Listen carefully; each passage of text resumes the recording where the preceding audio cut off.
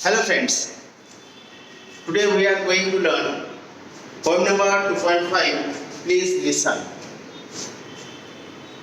When we enter the school life, that time we taught by teacher, we develop our 5 skill every day. Out of 5 skill, listening is one of the skill. Listening is skill.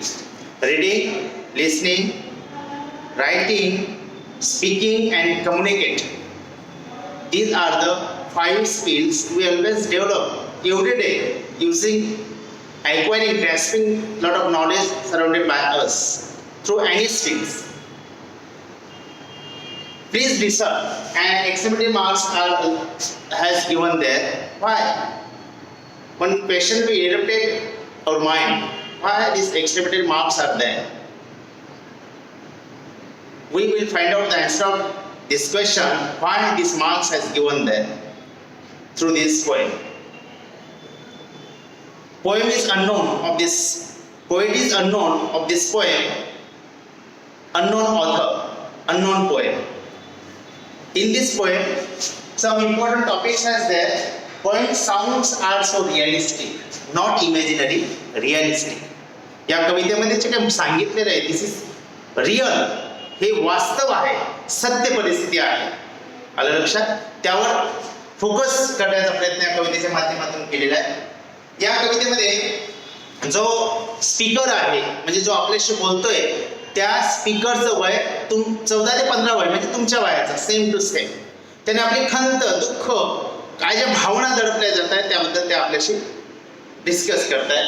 त्यानंतर या कवितेमध्ये मुख्य बघा, या कवितेचा जो कवी आहे अननोन आहे, पहिला पॉईंट लक्षात ठेवा. दुसरं, या कवितेमध्ये स्पीकर आहे तो एक लहान मुलगा आहे तुमच्या वयाचा, 14 ते 15 वर्ष वयाचा.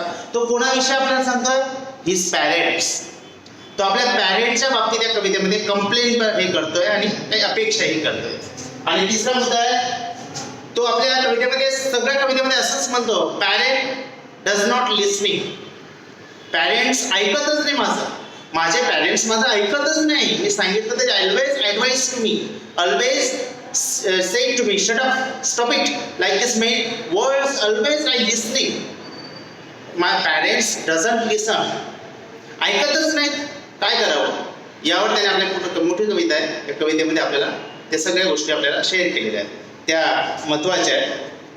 आणि या कवितेमध्ये जो आहे त्याला एक शब्द आहे कवितेमध्ये, ॲडोलसंट. Means of these words, adolescence means a person who is developing from child into a adult. Child into adult. This period are so important for us.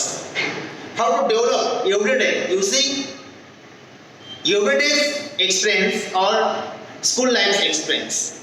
आपण आपले जीवन जगत असताना जे अनुभव घेतो, हा चाइल्डहुड टू ॲडल्टहुड पर्यंतचा प्रवास, याबद्दल जे वर्णन केलेलं आहे त्याला ॲडोलसंट हा शब्द आहे, लक्षात ठेवा. She talking us parents, the whole poem is plea the need of the hear and understood. तो आपल्या पालकांना सांगतो, तुमचं मी ऐकतोच, पण तुम्ही माझं थोडं ऐका ना, मग त्यानंतर निर्णय घ्या. पण ते शक्य होत नाही. The speaker does not need help of advice. She wants patience listening who hears out. The speaker of the poem sounds very realistic about her shortcomings and appears confident. तो म्हणतो की माझे ऐका, कारण विचारांचं आदान प्रदान एका मार्गाने झालं तर त्यातनं काही साध्य होत नाही.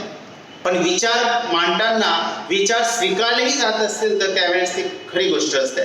त्यावेळेस त्या ठिकाणी आपल्या भावनांना, आपल्या मतांना किंमत येत असते. लहान मुलं ते मानसशास्त्र दृष्टिकोनाचा लहान मुलांचा आनंद हा छोट्या छोट्या गोष्टींमध्ये पण असतो. आणि लहान मुलं छोट्या छोट्या गोष्टींनी नर्वसही होत असतात. सांगणाऱ्याला भले ती काही वाटत नसेल, नॉर्मल किरकोळ असेल, परंतु ऐकणाऱ्या मात्र ती भयंकर वाटत असते.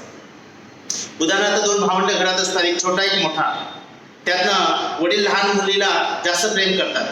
मग मोठा भाऊ सहजच बोलतो की तुम्ही आता माझा लाड करताय, तिचा जास्त लाड करतात. हे असं नाही, पण तो जो प्रसंग समोर घडतोय त्याला तो सिरियसली घेतोय. आपण नाही घेत, पण तो घेतोय. त्यामुळे always be careful about that. Each and every aspect those are related to our human beings. आपल्या मानवांच्या भावभावनांच्या संबंधित गोष्टींना आपण सूक्ष्म लक्ष देणं गरजेचं आहे. अन्यथा अशा प्रकारचे गैरसमज पसरल्याशिवाय राहणार नाही. हे त्यांनी सांगण्याचा प्रयत्न या ठिकाणी केला. तो या कवितेच्या माध्यमातून सांगण्याचा प्रयत्न करतोय की listen, please listen to me, please listen to me. असं बऱ्याच प्रत्येक स्टँडच्या लाईनीमध्ये तेच रिपीट करतोय. पण मात्र काय होतंय, आपण कवितेमध्ये अभ्यासाला होतच. त्या अगोदर शिरसाट अकॅडमी हे चॅनल सबस्क्राईब करा, आपल्या मित्रांना शेअर करा, त्यांनाही सबस्क्राईब करायला सांगा, जेणेकरून अशा प्रकारचे सगळे लेटेस्ट व्हिडिओ तुम्हाला बघायला मिळतील. Okay, now we are going to start. Point number 2.4. Please listen. Start. When I ask you to listen to me and you start giving me advice, you have not done what I asked. तो आपल्या पॅरेंट्सला म्हणतो की मी ज्या वेळेस तुम्हाला काही सांगण्याचा प्रयत्न करतो तुम्ही ऐकतच नाही, उलट त्याचा विपरीत परिणाम त्यावेळेस तुम्ही मला सल्ला देता. माझं ऐकून घ्या आणि मग सल्ला द्या ना, असं तो म्हणतो. पण नाही, ऐकत नाही. When I ask you to listen to me and you begin to tell me why. ज्यावेळेस मी तुम्हाला काही सांगतो पप्पा लिसन टू मी, त्यावेळेस व्हाय, का?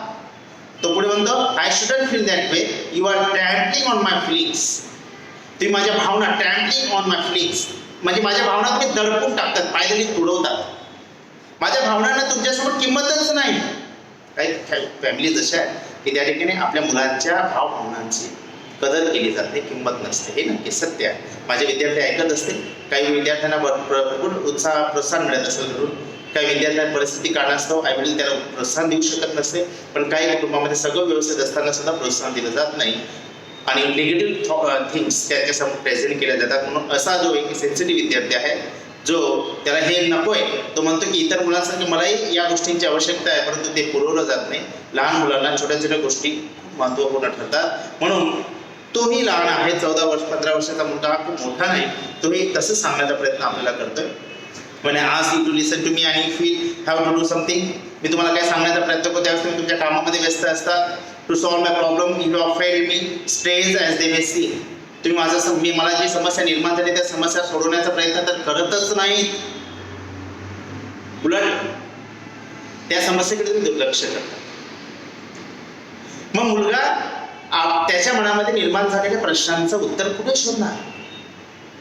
सगळेच मुलं एवढे धाडसी नसतात की शिक्षकांना प्रश्नांचे उत्तर विचारू शकतात. काही मुलं शिक्षकांना प्रश्नांचे उत्तर विचारतात, काही मुलं आपल्या मित्रांना प्रश्नांचे उत्तर विचारतात. पण आज मित्र एवढे प्रामाणिक राहिले कुठे की त्या विचारलेल्या प्रश्नाचं उत्तर प्रामाणिकपणे देतील, काहीतरी मस्करी करतील.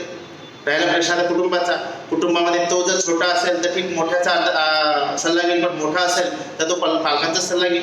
मग पालक जर अशा प्रकारे वागत असतील तर त्या मुलाने कोणाकडे आपल्या मनातल्या समस्या सोडवाव्यात, हा प्रश्न आहे कवितेच्या माध्यमातून कवी, अननोन कवी आपल्यासमोर मांडण्याचा प्रयत्न करतात. अननोन कवी मीन्स स्मॉल चाइल्ड. हे लक्षात ठेवा. Listen, all I ask is that you listen. Parents सांगतो लिसन, मी काय सांगतोय, जे काय ते सांगतोय ऐकून घ्या, नंतर मग तुम्हाला काय विचारायचं ते विचारा, मी नाही म्हणत नाही, परंतु नेव्हर लिसन. अशा पद्धतीने या सांगितलंय. Don't talk or do, just hear him. Don't talk or talk do म्हणजे काही बोलू नको, काही करू नको, फक्त ऐक आमचं. पालकांचं म्हणणं काय, फक्त आमचं ऐकायचं, तुझं आम्ही कसं काय ऐकणार? तो काय आदेश देत नाहीये, समस्या सोडवण्यासाठी प्रश्न विचारतोय ना. मग त्यात काय आदेशाची? पालकांना असं का वाटतं की स्वतःचा मुलगा असून तुम्हाला का मला सांगतो काय? इथे अहम जागृत होण्याची काय गरज? कधी कधी पालकही चुकतात, सत्य आहे, पालक चुकतच नाही अशातला भाग नाही. कधी कधी आमचे पालकांच्या चुकींमुळे आमचे विद्यार्थ्यांचं शैक्षणिक नुकसान होत असतं, हेही तेवढं सत्य आहे. आम्ही शिक्षक म्हणून आमच्या शाळेमध्ये शिकवत असताना त्यावेळेस जे लक्षात येतं त्या गोष्टी अतिशय वेदनादायक आणि धक्कादायकही असतात. काही मुलं शेअर करतात त्यावेळेस शॉकिंग असतं, समजण्याच्या पलीकडची गोष्ट असते. म्हणून अशा प्रकारच्या समस्या ग्रस्त विद्यार्थी जे असतील त्यांचं प्रतिनिधित्व करणारा या कवितेतला हा छोटा मुलगा. लक्षात ठेवा. Advice is cheap. 20 cents will get you both dear IB and Billy Graham in the same newspaper. And I can do for myself. I am not helpless. Maybe discouraged and flattering, not helpless. तो म्हणतो भले माझं ऐकलं गेलं नाही, पण मी helpless झालो नाही, मी डिस्करेज झालो नाही. तिथून मी पुन्हा बाहेर पडण्याचा प्रयत्न करतोय. मला काहीच तरी, कारण एखादा स्ट्रगलिंग जो कॅरेक्टर आहे तो थांबत नाही. भले त्याला कोणी निराश करू दे, दुःखी करू दे, त्याच्या मार्गामध्ये अडथळे निर्माण करू दे, अशा जो व्यक्ती आहे, स्ट्रगलिंग पर्सनॅलिटी जो असतं, तो कोणाला पर्वा करत नाही, कोणाच्या ॲडवाईसची पर्वा करत नाही, कोणाच्या टीकेचीही पर्वा करत नाही. कोणी ऐकतंय का त्याही तो लक्ष देत नाही, कोणी ऐकत असेल तरी लक्ष देत नाही. तो आपल्या धंदीमध्ये आपला करिअरला आकार देण्यासाठी धडपडत असतो. तसा काही आहे, हे आपल्याला सांगण्याचा प्रयत्न आहे. Wien you do something for me, then I can need to do some myself, you contribute to my fear and inadequacy. अहो बरोबर आहे, मुलांच्या मनामध्ये ज्या चांगल्या गोष्टी आहेत त्या तर चांगल्याच आहेत, त्यांना काय आपल्याला सपोर्टचीच गरज असेल. परंतु ज्यावेळेस वाईट ज्या भावना आमच्या मुलांमध्ये निर्माण होतात, त्याने दिले बघा, ही contribute to my fear and inadequacy. Contribute म्हणजे काय? आपण ज्याला भागीदारी, आपण त्याला थोडंसं हेल्पफुल बिहेवियर, ज्याला आपण म्हणूया कंट्रीब्युशन, हातभार लावणे. त्या मुलगा म्हणतो की माझ्या मनात ज्या काही गोष्टी आहेत, म्हणजे ज्यामुळे माझ्या समोर समस्या निर्माण होत आहेत, अशा ज्या गोष्टी आहेत त्या कमी करण्यासाठी मला हातभार लावा, मदत करा, असं त्याचं म्हणणं. म्हणजे भावना, दुःख असेल, निराशा असेल, चिंता असेल, नैराश्य असं काय असेल, जे असतील वाईट भावना, सगळ्या माझ्याकडून जाण्यासाठी तुम्ही मदत करा. ती कोणत्याही प्रकारची असेल, मानसिक मदत असेल, भावनिक असेल, शारीरिक असेल, ज्या काय मदती असेल त्या मदतीच्या माध्यमातून मी त्या संकटातून बाहेर पडण्याचा प्रयत्न करेन, असं तो सांगण्याचा प्रयत्न या ठिकाणी करतो. या कवितेच्या माध्यमातून कवी आपल्या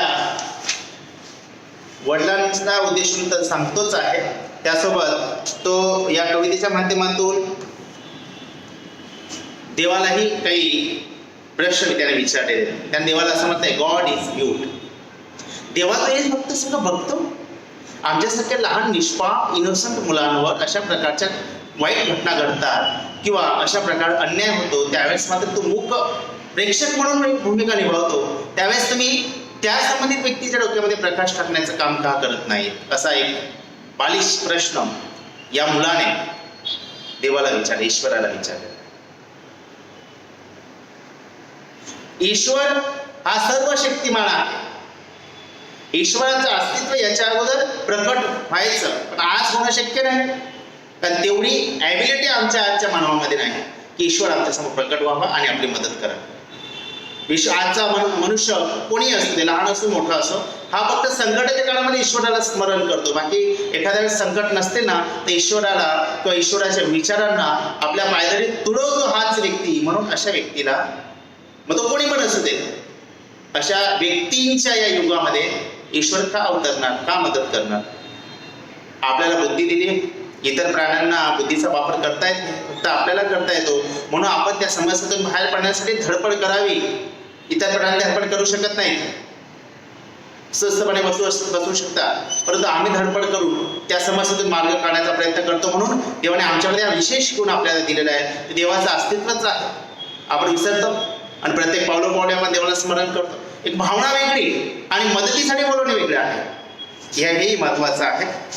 But when you accept as simple fact that I feel what I feel, no matter how irrational, that it can stop trying to convince you and get about this business and understanding what's behind the irrational feeling. Irrational feeling means logical without any reason or base.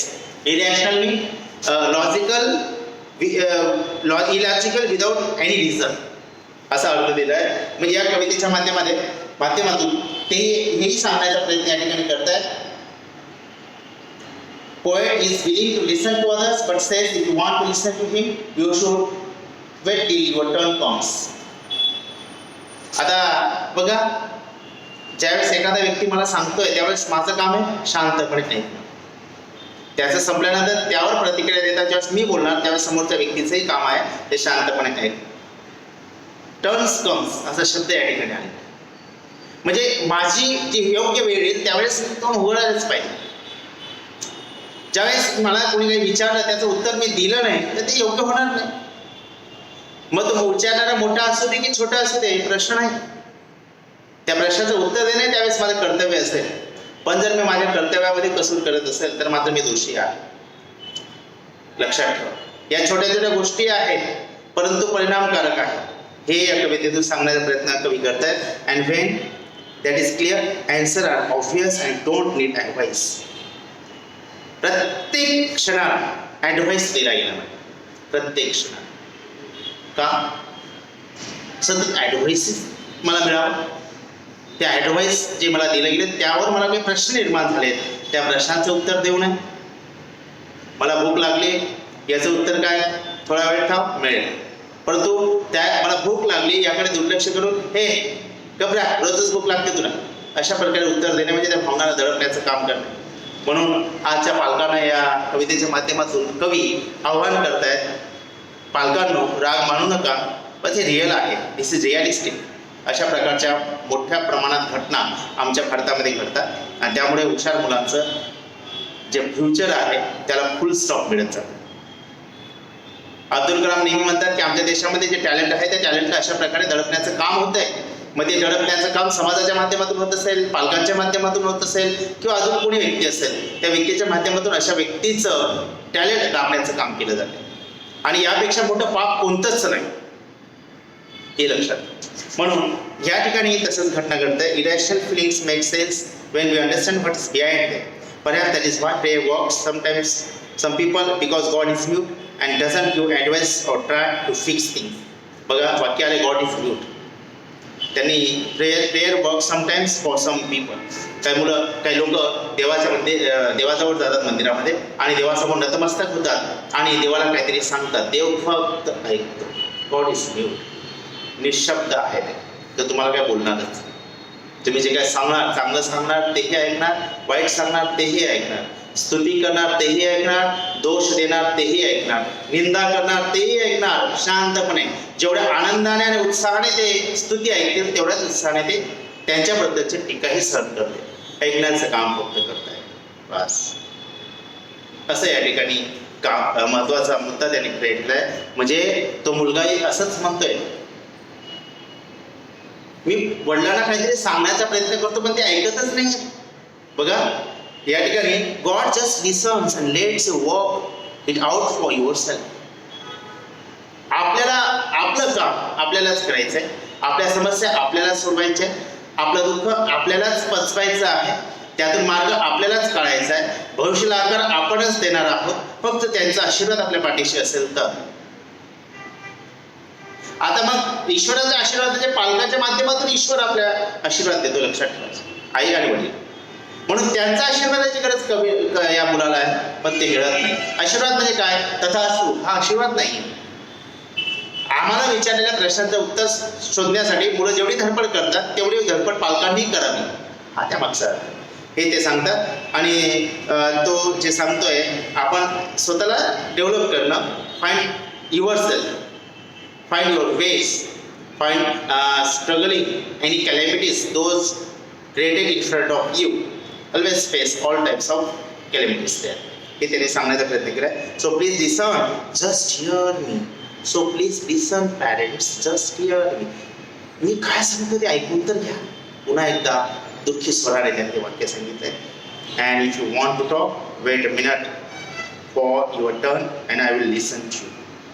तो पालकाला सांगतो, आता माझं ऐकून घ्या, माझं संपल्यानंतर ज्यावेळेस तुमच्यावर तुमचं टर्न येईल, पाळी येईल, त्यावेळेस तुम्ही मला बोलायचं, तुम्ही मला सांगायचं, मी ऐकेन, पण आता तुम्हाला माझं ऐकायचंच आहे. And that's why the title of this poem is very suitable there. Please listen. Like this feeling is always created lot of students' mind and going through these types of bad situations in our society. Our society, our parents, our teachers, our friends, each and every person alert about that. You always presented the feelings of small child, find out the answer of that questions. This question is good or bad, that is not important there, but we balance the feelings there. This is important. So, poet expect from us, means parents and small child or society, each and everything.